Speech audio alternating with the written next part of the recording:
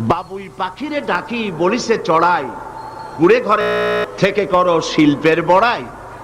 যদিও বাবুই পাখি, চড়ুই পাখি বাবুই পাখিকে এটা বলেছে, আসলে শিল্পের বড়াই করার মতো।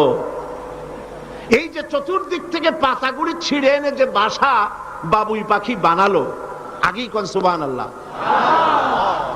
এই বাসা শুধু বাসা নয়, এর মধ্যে বেডরুম আছে, এর মধ্যে ডাইনিং রুম আছে, মাস্টার বেডরুম আছে, শুধু টয়লেট নাই।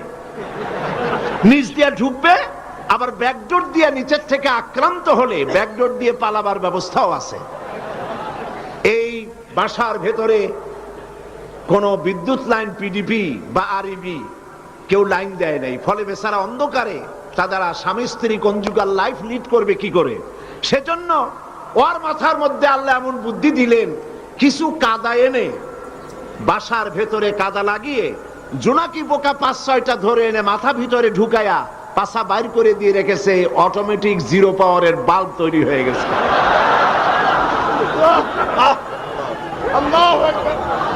ইঞ্জিনিয়ারিং টেকনোলজি আর কারে বলে? আমার দেশের ইঞ্জিনিয়ার যারা আছেন, এই রকমের বাসা বানানো তো দূরের কথা, ভালো করে বাসাটা খুলুন তো দেখি, বুঝবো আপনি কেমন খুলতে পারেন।